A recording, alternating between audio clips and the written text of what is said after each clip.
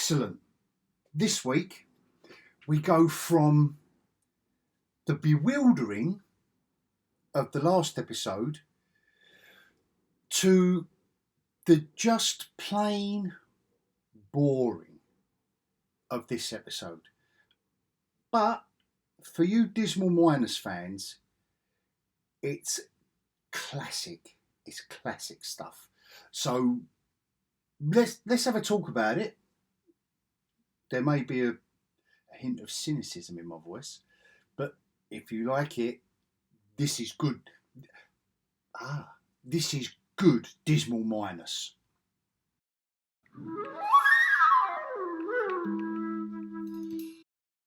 Bonjour! So last week, I couldn't get my head around it. I just couldn't, and I know I didn't really pay attention to the first series. I did lose my way, so that's part of it's not you, it's me. And we jump back to 1977 London. They're after X5. Don't ask me why. Do not ask me why. They're on a strand, and we're given 1,001 excuses now to chase any character across any timeline anywhere. So hilarity ensues. The 1970s. This is the thing with Dismal, or with D+. They have all of the money and the resources and the technology and the talent in the world at their fingertips, right? This is one of my main points of grievance with this company from day one. So they land in 1977 London. Now, do you think I'm convinced that they're in 1977 London? It is so cheap and unconvincing. And I'll tell you why. A recent example, I've just done a video of the Continental, a video review of the Continental. Now, I know they're two separate things. I didn't expect any like the violence and the quirkiness of the Continental in Loki. Don't get me wrong. But the production design and lighting and grading, yes, I can compare the two, because they are two modern productions, one with Amazon, one with Dismal, and the Dismal just looks cheap. There's a scene in an alleyway of X5 where and this is the research as well, where the Continental's research about 1970s New York and how decrepit the city was. A bit like London, actually, in the early mid-70s. We're not too far away from the Second World War and a country coming out of it. I don't know, that's nothing to do with New York. But anyway, back to Loki and the production design. Why have you got punks? So it's 1977, which is, all right, I'm going to call it about on point for punk, with mods in an alleyway scene. Now, I know this is a stupid little detail, but come on, someone somewhere don't put punks with mods. That'd be like putting, let's do 1960s somewhere and put Teddy Boys with something out of sync, just out of sync, and it takes you out of it. It's completely, no, it's just, for me, it was just cheap, unconvincing. But this episode, so we've got a chase scene. This is all pre-credits, 7 minutes of chasing X5. He's a film star. All right, fair enough. They set it all up. Just doesn't look good. 7 minutes chase scene, but Loki's got his magic now. He hasn't got his collar on. I don't know if they trust him now. I don't know. I think it was the collar that was the reason he couldn't use it. But he uses one little fireball in this chase, because if he used his magic effectively, this 7 minute pre-credit scene, chase scene through subways and alleyways and rainy sets would be 1 minute. He would just go and he'd paralyse him, wouldn't he? If the Asgardian Lord of Mischief has got his magic back, he would just go, hold him in stasis, torture him, starve him of oxygen, find out them information, and go. That saves us 2 episodes. But Dismal can't do it, can they? They just can't do it. So we've got the running, we've got the chasing, we've got the little green fireball. Oh, Loki's used his magic. Because the only thing you can do with this series is forget the character of Loki before this series. Otherwise, none of this.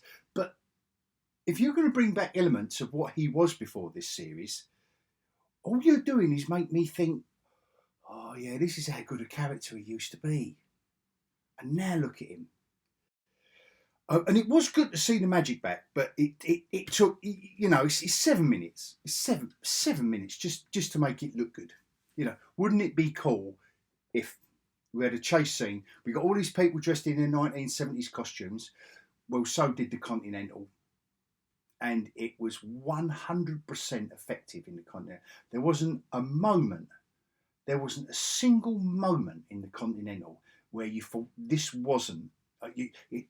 It took you out of the 1970s. This abomination. Obi as a character is great. The actor's great. To be fair, there's not, the acting isn't bad in this. It's just what they've got to work with. And the little meeting with Obi and the other guy, who's the computer guy. I don't know his name. I'm not even going to pretend that I've forgotten his name. I probably didn't even remember it in the first place. So anyway, there was just a nice scene. A couple of the bits with Obi are enjoyable. But imagine Loki as he was in the movies. Like if he's got his restraint collar off, just imagine. So why is he not using his powers now? There's a interrogation scene with X5 but they drag it out for ages and ages, and you're expected to believe that X5 can intimidate Loki, and they start building up a bit of tension, but the balloon gets pricked after about 2 minutes by Mobius saying, "Oh, calm down, lads, it's all getting a bit tense." But what? Why did you do that? Because what then happens is we go from the interrogation scene to the key lime pie scene, and then back again, where Loki needs a machine. He needs to intimidate whatever his name, X5, Brad, with a machine. No, like I say, no, wouldn't it be this? If Brad is winding you up and you are Loki, yeah, wouldn't you just spend a minute? Just spend a minute, lean back, and as you're talking and move it towards him, and I know this is all classic Hollywood, wouldn't you be twisting your hand a little bit more and your face would be grimacing and he'd be running out of air? What was the film? Oh, what's that reminiscent of, I wonder? I don't know. This isn't Star Wars, but they can't even do Star Wars and use the Force that way. So let alone using Asgardian magic. All they can do is wheel in this quirky little machine and it fits, and it's all beautifully designed to fit. If anyone remembers a film called Brazil, they've gone full on Brazil with the production design on this for the TVA, which I love. I love it. It's window dressing on, and again we're back to the talking. Oh, the key lime pie, Mobius and Loki sitting down with a slice of key lime pie to talk about everything again. Every couple of characters has to sit down or stand there and talk about it.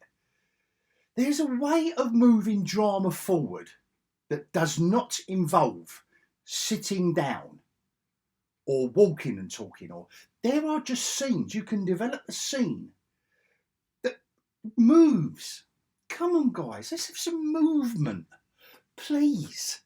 And there was a series called Better Call Saul. It was a prequel to Breaking Bad.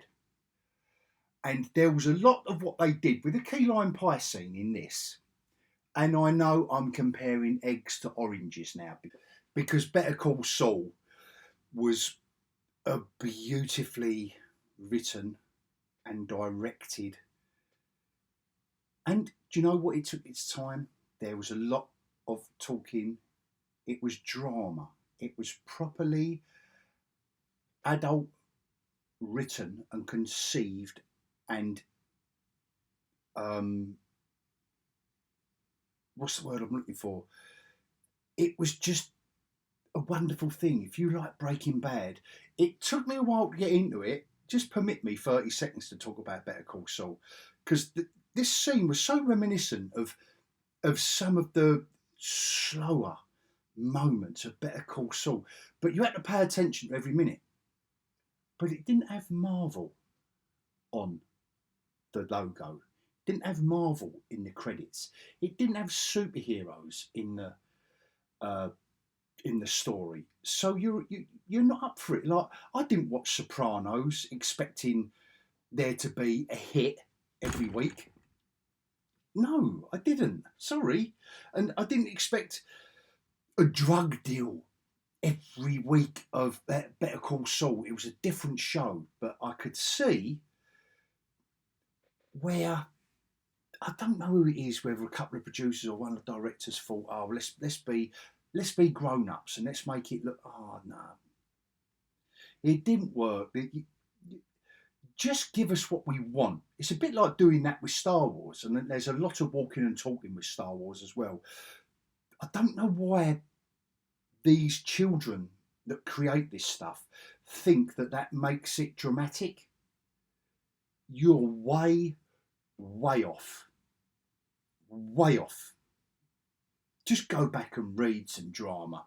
Read some drama that you have to learn if you study English literature or something, or American literature, whatever it is.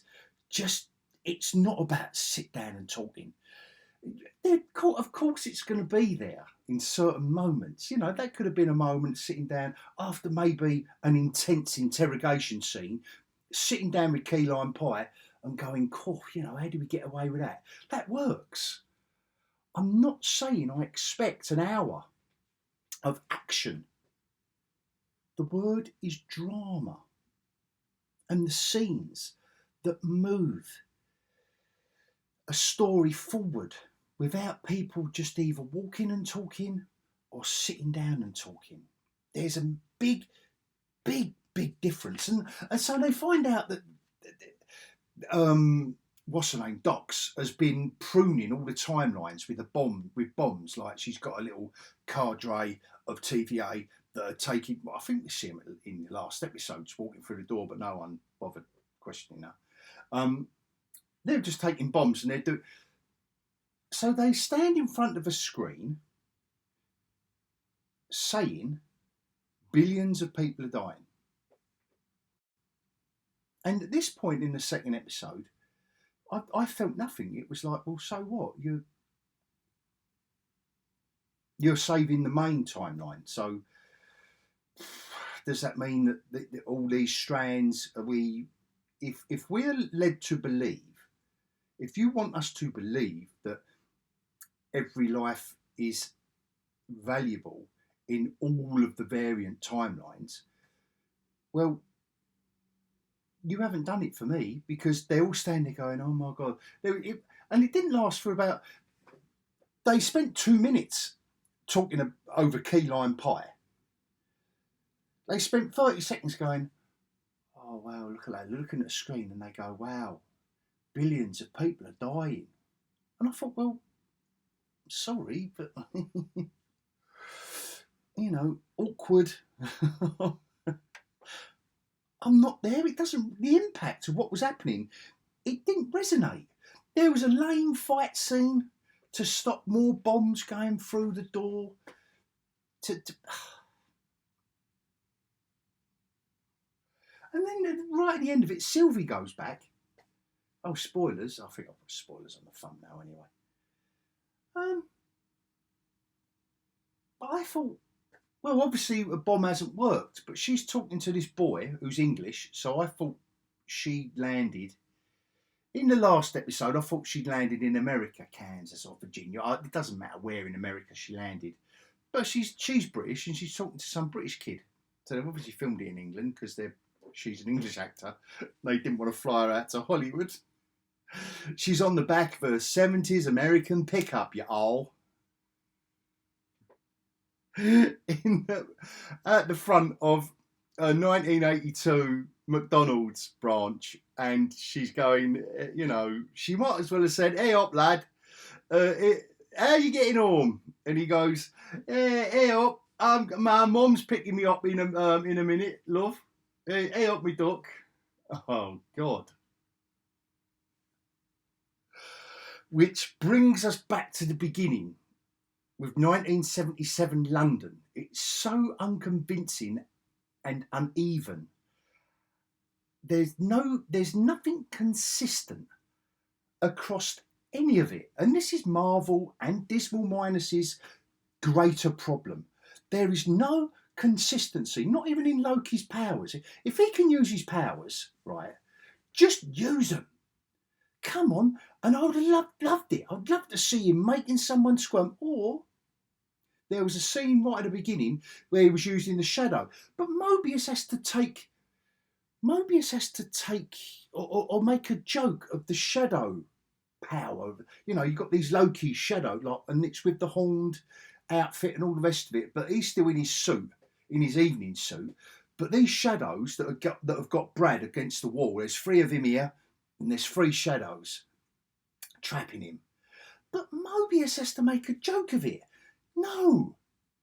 Leave it as sinister as you filmed it. Leave it sinister. Leave it so that we think, oh my God, do you know what? Loki's back, and is he leading the TVA along to get what he wants? Give it a bit of, as the French say, some frisson. Oh God. Anyway, I know my words are wasted on Dismal Minus. So anyway, from the bonkers to the boring, that's it. That's it. I'm sorry, guys. I remain unconvinced. So just to try and balance it out, I do like Obi, and I do like his interaction with Loki and Mobius. Production, set design is glorious in the TVA. The wider worlds that they're trying to create. No, and it was good to see Loki back as, I was going to say as Guardian God, but he's not. At this moment, he's like he's like a pound shop Doctor Strange at the moment. He's still not an Asgardian God unleashed. Come on, God, but it's too late for that. He isn't going to be an Asgardian God unleashed in any of this. Neither is Sylvie. She uses her magic one time, and she used more power there than we've seen Loki use in this episode. But again, with Dismal Minus. But before I go, if you nutty, sexy subscribers, you 20,000+ have lasted this far, listening to my rant, it must be getting as boring as Dismal Minus itself now, mustn't it? So I do apologise if it does, but I need to get it off my chest, and I need you to help me. I need you to help me because I'm venting. If I can't keep all this in my head. Guys, thank you. Please keep commenting. If you really like it, give me a like. But most of all, if you can, drop me them comments in. I really do. I really do love it. I've seen, ebbs and flows, the comments. I don't know what it is. But anyway, please comment. Or give me an emoji. Do something, please. It really does help. I'm sure it helps out the old YouTube algorithm, because that algorithm isn't on the side of creators at my level. So on that note, I will see you on the next video, hopefully. And until then, I'll bid you adios.